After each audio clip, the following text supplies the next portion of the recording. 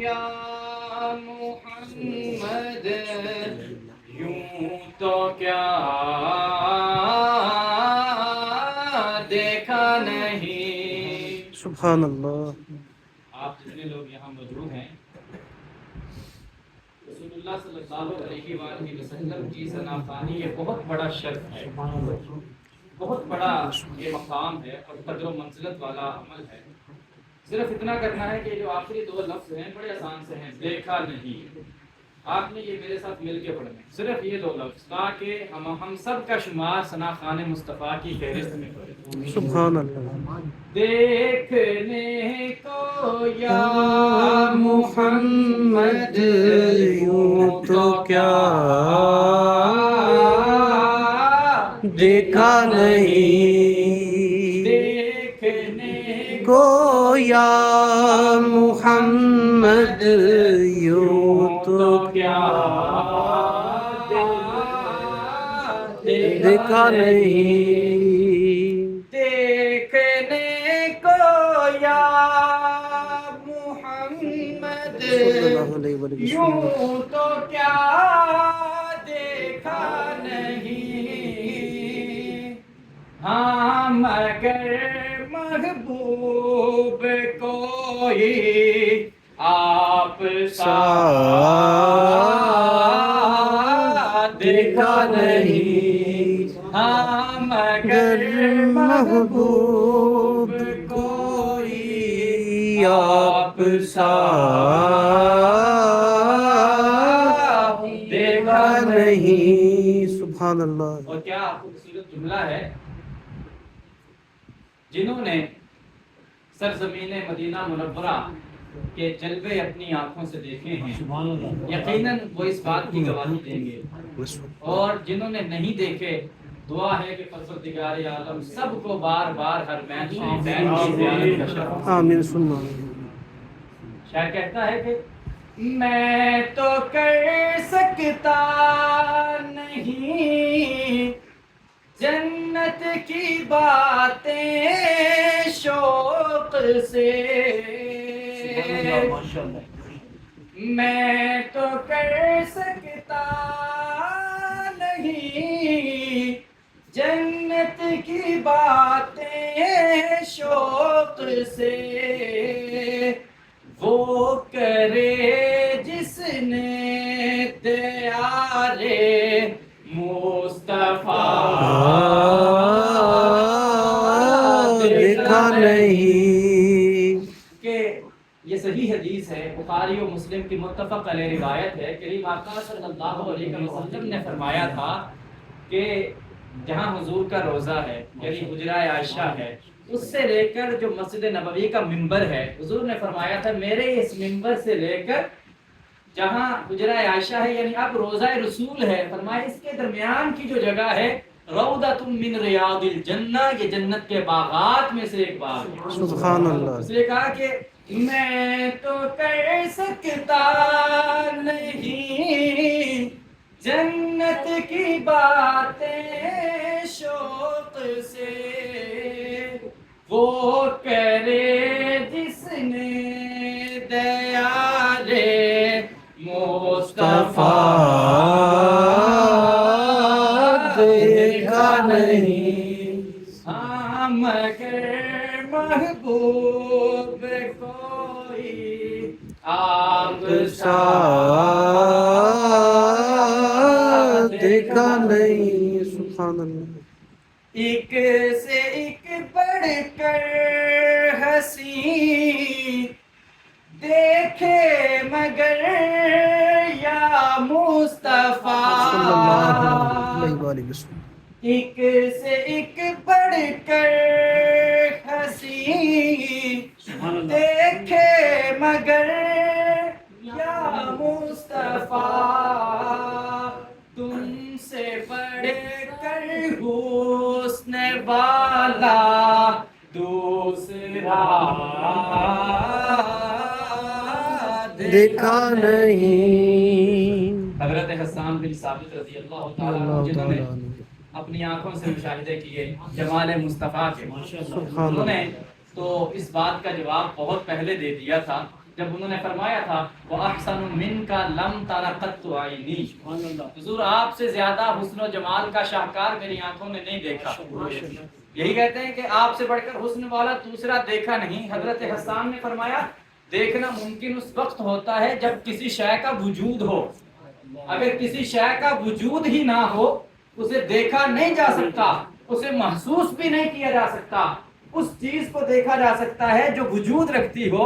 لیکن وَأَجْمَلُ مِنْكَ لَمْ تَلِدِ النِّسَاء، حضور آپ کا کمال تو یہ ہے آپ سے زیادہ حسن و جمال کا پیکر کسی ماں نے پیدا ہی نہیں کیا. سبحان اللہ، بے شک. تم سے بڑھ کر حسن والا دوسرا دیکھا نہیں. اور آخری شعر بڑا کمال کا مصرع. رسول اللہ صلی اللہ علیہ وآلہ وسلم کی ذات، آپ کی شخصیت، آپ کے معجزات، آپ کا کمال، آپ کے جمالات بے مثل و بے مثال. شخصیت کی بات ہی الگ ہے. اگر یہ کہا جائے کہ جنہوں نے ساری زندگی حضور کی تعریف کرتے ہوئے گزار دی، کیا انہوں نے ثنا خوانی مصطفیٰ کا حق ادا کر دیا؟ بالکل نہیں. غالب، مرزا غالب کا نام آپ نے سن رکھا ہوگا. بڑا سخنور، بڑا ادب شناس. کہا گیا کہ اس جیسا ادب کا ماہر، اس جیسا سخنور دنیا میں پیدا نہیں ہوگا. بادشاہوں کی ثنا کرتا تھا، غزلیں لکھتا تھا. کسی نے غالب سے کہا یار اتنا تمہیں اللہ نے کمال دیا ہے، اتنا سخن شناس ہو، ذرا حضور کی نعت ہی لکھ دو، معلوم ہو کہ تمہارے پاس کتنا فن ہے. غالب جیسے سخنور نے بھی جب رسول اللہ صلی اللہ علیہ وآلہ وسلم کی تعریف میں نعت لکھنا شروع کی، مکمل ایک فارسی کی نعت لکھی، طویل نعت ہے. سارے لکھتا گیا کہ حضور کا حسن ایسا ہے، حضور کا جو ہے جمال ایسا ہے، دانت ایسے ہیں، حضور کا چہرہ ایسا ہے، زلفیں ہیں، سارے حضور کے نقش و خط و خال بیان کرتا چلا گیا. جب مقطع لکھا نا، مقطع میں اس نے بھی سرنڈر کر دیا. اس نے کہا غالب ثنائے خواجہ میزداں گذاشتیں، کہ غالب حضور کی تعریف میں نے رب پہ ہی چھوڑ دی ہے، مجھ سے یہ نہیں ہو پائے گا. غالب ثنائے خواجہ بیزداں گذاشتیں، کیوں کہ آن ذات پاک رتبہ دان محمدس، کہ کائنات میں صرف ایک ذات ہے جو حضور کی سیرت و شخصیت سے واقف ہے، اور وہ خدائے بزرگ و برتر کے علاوہ کوئی نہیں. سبحان اللہ. حضور نے بھی فرمایا تھا حضرت ابوبکر صدیق رضی اللہ تعالی عنہ سے، فرمایا ابو بکر یا ابا بکر لم یعرف حقیقتی غیر ربی، میری حقیقت تک میرے رب کے علاوہ کوئی پہنچ ہی نہیں پایا.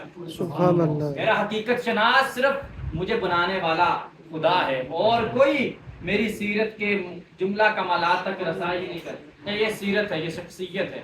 میں شخصیت کی بات نہیں کر رہا. حضور کا نام کیا نام ہے، ذرا زبان سے ادا کریں، محمد صلی اللہ علیہ وسلم. نام ہی اتنا کمال ہے. ایک کمال تو یہ ہے ادا کریں تو آپ کے دونوں ہونٹ دو بار ایک دوسرے کو چھو جاتے ہیں، اتنا کمال. اور پھر دوسرا اس نام کا کمال کیا ہے. اچھا میں ایک بات آپ کو سمپل سمجھانا چاہوں گا، آپ کبھی تجربہ کر کے دیکھیے گا، اور یہ آپ بے شک اس کا ایکسپیریمنٹ کر لیجئے گا. جو بھی الفاظ ہیں نا وہ 1 2 3 یا 4 حروف سے مل کر بنتے ہیں. کبھی بھی ایک حرف کا کوئی نام نہیں ہوتا، کوئی لفظ نہیں ہوتا. الف ہے اس کا کوئی معنی نہیں ہے. ہاں الف کو کسی لفظ کے ساتھ ملائیں گے تو اس کا کوئی نہ کوئی معنی بن جائے گا. 3 حروف کم از کم ہوتے ہیں پھر ایک لفظ بنتا ہے. اچھا اسی طرح سے آپ جب لفظ بنتا ہے اس میں سے ایک حرف کو ہٹا دیں گے تو اس کا معنی تبدیل ہو جائے گا. دوسرا حرف ختم کر دیں گے، ہو سکتا ہے معنی رہے ہی نہ، وہ لفظ ہی بے معنی بن جائے، اس کا مطلب ہی کوئی نہ ہوگا. جیسے مثال کے طور پر طلعت صاحب، ان کا نام طلعت ہے، آپ طا ہٹا دیں، اب لفظ بنے گا لعت، اس کا کوئی معنی نہیں بنے گا. اگر بنے گا بھی تو بالکل بگڑا ہوا معنی ہوگا. یار اس کائنات میں صرف 2 نام ایسے ہیں، آپ 1 حرف نہیں، 2 حرف نہیں، 3 حرف نہیں، آپ ایک ایک حرف ہٹاتے جائیں، ان دونوں ناموں کا معنی نہیں بگڑے گا. سبحان اللہ. ایک ہے اللہ اور دوسرا ہے محمد. صلی اللہ علیہ وآلہ میں وسلم. ثابت کرتا ہوں اس بات کو. لفظ اللہ، پہلا لفظ کیا ہے؟ الف. الف کو ہٹا دیں، پیچھے کیا بچا؟ للہ. للہ کا کیا مطلب ہے؟ للہ کا مطلب اللہ کے لیے، اس میں معنی سلامت ہے. لام ہٹا دیں، پیچھے کیا بچا؟ لہو. لہو کا مطلب کیا ہے؟ اسی کے لیے. لام ہٹا دیں، پیچھے کیا بچتا ہے؟ ہو. آپ اکثر ذکر کرتے ہیں اللہ ہو. ہو کا مطلب وہی ذات، یعنی ہم نے ایک ایک حرف ہٹایا، معنی سلامت ہے، اسی کی طرف نشاندہی کرتا ہے. ایسا باکمال نام ہے. اب آتے ہیں اس میں محمد کی طرف. محمد وہ ذات جس کی بار بار تعریف کی جائے، اور اس قدر تعریف کی جائے، اس قدر تعریف کی جائے، آپ کسی چیز کو رپیٹ کرتے ہیں، اکتا جاتے ہیں، تھک جاتے ہیں، آپ کا ذہن جو ہے وہ دل کرتا ہے بات کا پہلو تبدیل کیا جائے. لیکن محمد ایسا باکمال نام ہے، جتنی بار تعریف کی جائے گی، جتنی بار ذکر کیا جائے گا، ہر بار ایک نیا سرور ملے گا. محمد کا پہلا لفظ میم. میم کو ہٹا دیں، پیچھے بنتا ہے حمد. حمد کے اندر تعریف کا معنی سلامت ہے. حمد مطلب اللہ تعالیٰ کی تعریف کرنا. حمد کی ہا کو ختم کریں، پیچھے لفظ بنتا ہے مد.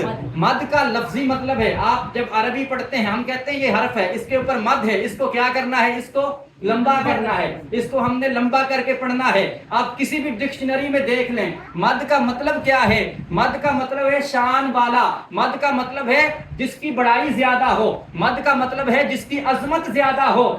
لفظ مد میں بھی میرے مصطفیٰ کے جمالات کی جھلک نظر آتی ہے.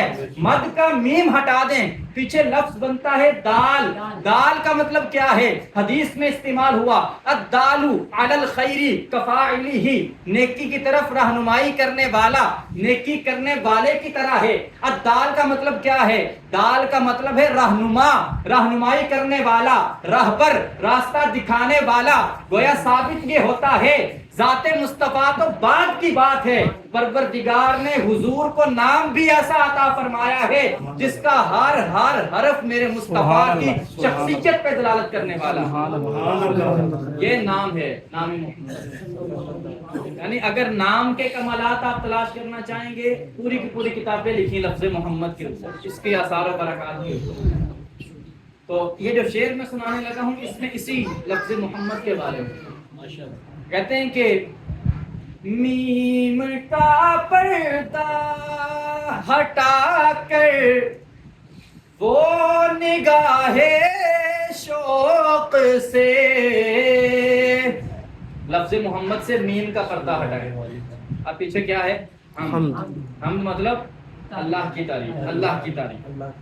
عام تعریف کے لیے ثنا کا لفظ استعمال، جو آپ ثنا پڑھتے ہیں سبحانک اللہم و بحمدک، وہ عام تعریف بھی ہو سکتی ہے، اللہ کی تعریف بھی ہو سکتی ہے. لیکن جہاں خاص اللہ کی تعریف ہو وہاں حمد استعمال ہوگا. قرآن نے تعارف کروایا نا رب کی ذات کا، الحمدللہ رب العالمین سے کروایا. تو کہا کہ میم کا پردہ ہٹا کر وہ نگاہ شوق سے مصطفیٰ کو دیکھ لے جس نے خدا دیکھا نہیں. سبحان اللہ. یعنی جب محمد سے میم ہٹے گا، پیچھے حمد نظر آئے گا. حمد کس کی ذات ہے؟ اللہ تعالیٰ کی ذات ہے. تو میم کا پردہ ہٹا کر، میم کا پردہ ہٹا کر وہ نگاہ شوق سے مصطفیٰ کو دیکھ لے جس نے خدا دیکھا نہیں. ہاں مگر محبوب کوئی آپ سا دیکھا نہیں. ہم سب کو حضور اکرم صلی اللہ علیہ وآلہ وسلم کی ذات، آپ کے کمالات اور آپ کی شخصیت کے جملہ اوصاف سمجھنے کی اور آپ کی سیرت طیبہ میں عمل پیرا ہونے کی توفیق نصیب فرمائے.